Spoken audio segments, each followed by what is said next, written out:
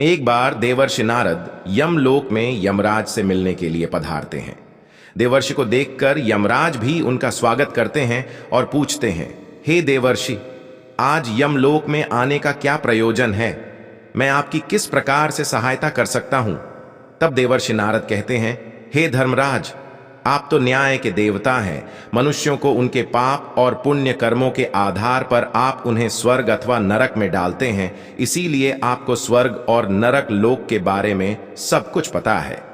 मैं यहां पर यह जानने के लिए आया हूं कि नरक की वह कौन सी नदी है जिसमें पापी और पुण्य आत्माएं एक साथ गिरती है। वह नदी कैसी है? उस नदी का क्या नाम है? और मृत आत्माएं उस नदी को कैसे पार करती है? कृपया आप मुझे इन सभी के बारे में बताने की कृपा करें। फिर यमराज कहने लगते हैं, हे देवर्षि, यमलोक के मार्ग में जो नदी पड़ती है उसे वैतरणी कहा गया है। इस नदी को देखने मात्र से ही पापी मनुष्यों को महाभयभीत करने वाली है। इस नदी में मांस, रक्त, पीप आदि से युक्त जल बहता रहता है। मांस और कीचड़ से व्याप्त इस नदी से अत्यंत दुर्गंध आने लगती है, जिसे पार करना पापी मनुष्यों के लिए बहुत कठिन होता है। तथा यह नदी भयंकर नुकीले दांतों वाले जीव जंतुओं से व्याप्त है। फिर यमराज देवर्षि नारद को अपने साथ लेकर वैतरणी नदी की ओर प्रस्थान करते हैं। यमराज कहते हैं, देखिए देवर्षि, इस वैतरणी नदी में पापी आत्माएं यमदूतों के द्वारा गिराई जा रही है। पापी मनुष्य इस नदी को देखकर भयभीत हो जाते हैं, थर थर कांपने लगते हैं। जब पापी मनुष्य नदी के तट पर आकर खड़ा हो जाता है तो उसे देखकर वह वैतरणी नदी खोलने लगती है। उसका पानी उबलने लगता है, जिसे देखकर पापी उस नदी में उतरने से डरने लगता है। तब मेरे दूत उस पापी को धक्के मारकर नदी में गिरा देते हैं।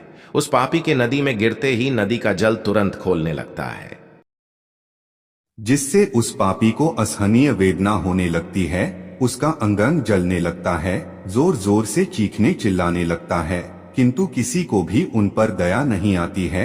वैतरणी नदी का जल कीटाणुओं से तथा वज्र के समान सूर वाले जानवरों से भी भरा हुआ रहता है। सोस, घड़ियाल, वज्रदंत तथा अनेक हिंसक एवं मांस भक्षक जलचर से वह महानदी भरी हुई है। यमराज कहते हैं, हे देवर्षि, पृथ्वी पर प्रलय के अंत में जैसे 12 सूर्य आकाश में एक साथ दिखाई पड़ते हैं, ठीक उसी प्रकार से नरक में भी 12 सूर्य आकाश से उस नदी को तपाते रहते हैं, जिससे नदी का पानी उबलने लगता है। उस महाभयंकर नदी में गिरने वाले पापी मनुष्य दर्द से चिल्लाते हुए करुण विलाप करने लगते हैं। उनके मुख से बार बार अपने परिवार के लोगों का नाम पुकारा जाता है, किंतु उनकी मदद के लिए वहां कोई नहीं आता है। दुष्ट और पापी लोगों की गति ऐसी ही होती है। वे सभी पापी मनुष्य वैतरणी नदी में इधर उधर भागने लगते हैं। ऊपर से तपते हुए 12 सूर्य की गर्मी से वे जलने लगते हैं, तो फिर वे नदी में डुबकी लगाते हैं, लेकिन नदी का पानी भी उनके शरीर को शांति नहीं देता है। वे उस गर्म जल में भी तड़पते रहते हैं। इतनी पीड़ा सहन करके वे अपने पाप कर्मों को याद करके दुखी होने लगते हैं। हे देवर्षि, वैतरणी नदी चारों ओर से भयानक भूखे जानवरों से भरी हुई है।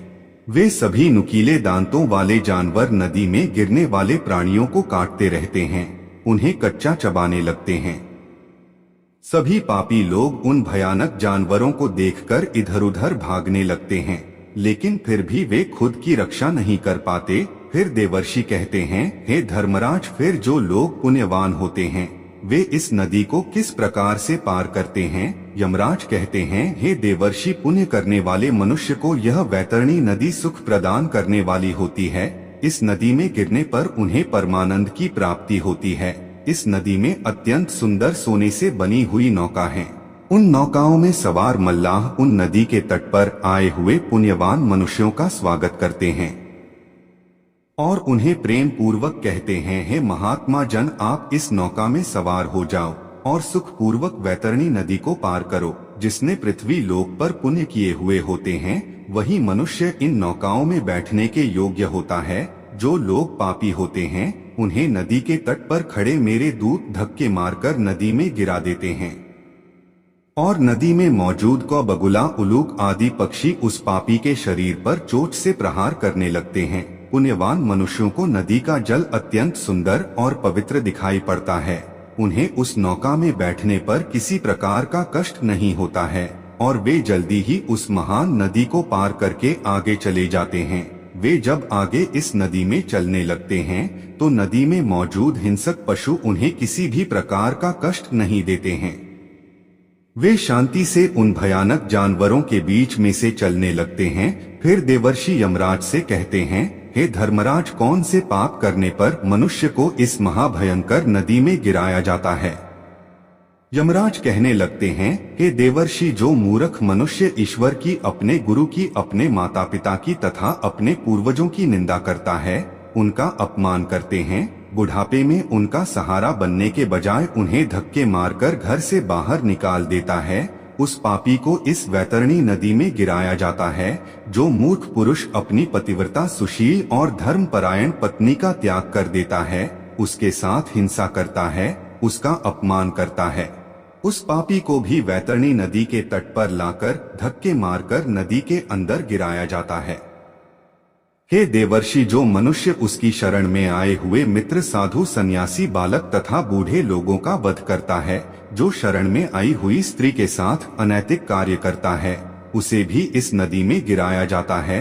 नदी के पानी में गिरकर वह करुण विलाप करता हुआ अत्यंत कष्ट भोगता है। जो स्त्री पति के साथ विश्वासघात करती है, दूसरे पुरुषों के साथ संबंध रखती है, व्यभिचार करती है, उस पापी स्त्री को भी इस नदी के पानी में गिराया जाता है।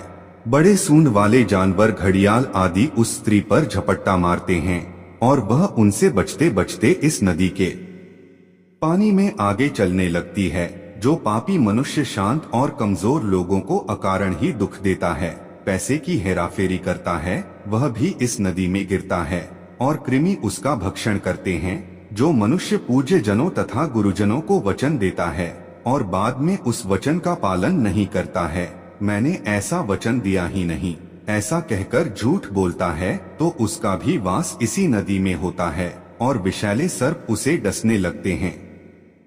जो दूसरों के घर में आग लगाता है, दूसरों का काम धंधा बर्बाद करता है, दूसरों को विष पिलाता है, झूठी गवाही देता है, शराब का सेवन करता है, यज्ञ आदि धार्मिक कार्यों में विघ्न डालता है तथा गुरु की पत्नी के साथ गमन करता है, उसे भी इस मांस के कीचड़ से व्याप्त नदी में गिराया जाता है। जो पापी मनुष्य दूसरों को वस्तु भेंट करके फिर से उसे चुरा लेता है, जो सेतु अर्थात नदी पर बनाए हुए पुल को तोड़ता है, दूसरों की पत्नी के साथ भोग विलास करता है, गायों को पानी पीने के लिए बनाई हुई बावली को तोड़ता है तथा छोटी कन्याओं के साथ बलात्कार करता है, उसे भी धक्के मारकर इस नदी में गिराया जाता है। नदी में स्थित जानवर उसका मांस नोच नोच कर खाने लगते हैं। जो भी मनुष्य दान नहीं करता, दान देकर बाद में पश्चाताप करता है, मांस का भक्षण करता है, गायों को मारता है, वह भी इसी नदी में गिरता है।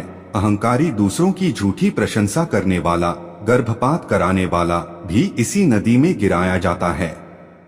इतना सुनकर देवर्षि नारद आश्चर्यचकित हो जाते हैं और यमराज से कहते हैं, हे धर्मराज, इस महाभयंकर नदी का वर्णन सुनकर तो मेरे रोंगटे खड़े हो गए हैं, किंतु हे धर्मराज, मैंने सुना है कि नरक में एक और नदी भी है जो बहुत ही सुंदर और पवित्र है, कृपया आप उसका भी वर्णन करें।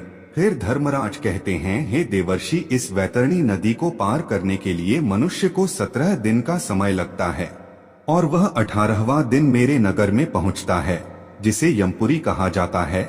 इस नगर के पास पुष्पभद्रा नाम की नदी प्रवाहित होती है। अब मैं आपको इस नदी का वर्णन सुनाता हूँ। पुष्पभद्रा नाम की जो नदी है, उसका जल अत्यंत शीतल और सौम्य होता है। जब सभी आत्माएं इस नदी के तट पर आती हैं, तो वे उस शुद्ध और पवित्र जल का पान करते हैं और आगे बढ़ते हैं। नदी के चारों ओर अत्यंत सुंदर वृक्ष और फूलों से सजे हुए पौधे होते हैं। पुण्य आत्माओं के ऊपर फूलों की वर्षा होती है और वे आनंद पूर्वक उस नदी में विहार करते हैं। वहाँ पर मौजूद स्वादिष्ट फलों का आनंद लेते हैं।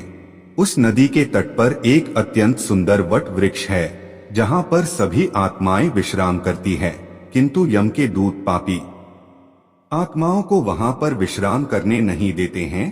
धक्के मारते हुए आगे चलने के लिए कहते हैं। उस प्राणी के पुत्रों के द्वारा जो भी मासिक पिंड दान किया हुआ होता है, उसे वह स्थान पर प्राप्त होता है और वह उसे खाकर आगे बढ़ता है। फिर देवर्ष कहते हैं, हे यमराज, वैतरणी नदी के ताप से बचने के लिए मनुष्य को कौन से कार्य करने चाहिए? यमराज कहते हैं, हे देवर्षि, मनुष्य यदि इस महातापी नदी को शीघ्रता से पार करना चाहता है तो उसे पृथ्वी लोक पर गाय का दान करना चाहिए। लाल अथवा काले रंग की शुभ लक्षणों वाली गाय का नाम वैतरणी रखना चाहिए और उस गाय का दान करना चाहिए। जो मनुष्य पृथ्वी लोक पर गाय का दान करता है वह यमलोक में गाय की पूंछ पकड़ वैतरणी नदी को पार कर लेता है। गाय का दान करते समय कहना चाहिए, हे द्विज श्रेष्ठ, महाभयंकर वैतरणी नदी के बारे में जानकर मैं उसको पार करने की अभिलाषा से यह वैतरणी नाम की गाय आपको दान में दे रहा हूँ। फिर गाय की पूंछ को हाथ में लेकर इस प्रकार से बोलना चाहिए, धेनु के त्वम प्रतीक्षा महाभैरव श वैतरणी नमोस्तुते। इस प्रकार से मंत्र बोलकर गाय का दान करने से गौ माता प्रसन्न होती है और वह मनुष्य यमलोक में सद्गति को प्राप्त करता है। वह वैतरणी नदी को आसानी से पार कर लेता है। जो व्यक्ति इस पृथ्वी पर गाय का दान देता है वह अपने समस्त अभीष्ट को सिद्ध कर लेता है। सुकर्म के प्रभाव से प्राणी को ऐहिक और पारलौकिक सुख की प्राप्ति होती है। स्वस्थ जीवन में गोदान देने से 1000 गुना एवं रोगग्रस्त जीवन में 100 गुना लाभ निश्चित है। मरे हुए प्राणी के कल्याण अर्थ जितना दान दिया जाता है उतना ही उसका पुण्य है। मनुष्य को अपने हाथ से ही दान देना चाहिए। मृत्यु होने के बाद कौन किसके लिए दान देगा? दान धर्म से रहित कृपण पूर्वक जीवन जीने से क्या लाभ? इस नश्वर शरीर से स्थिर कर्म करना चाहिए। आत्मा अतिथि है और वह एक ना एक दिन शरीर का त्याग करके चली जाएगी, इसीलिए बिना लोभ के मनुष्य को दान अवश्य करना चाहिए। इस प्रकार से यमराज ने देवर्षि नारद को यमलोक की वैतरणी और पुष्पभद्रा नदी का वर्णन किया है। उम्मीद है आपको यह जानकारी अच्छी लगी होगी। वीडियो को लाइक जरूर करें और कमेंट में जय श्री कृष्ण अवश्य लिखें। साथ ही चैनल को सब्सक्राइब करें। आप सभी का धन्यवाद।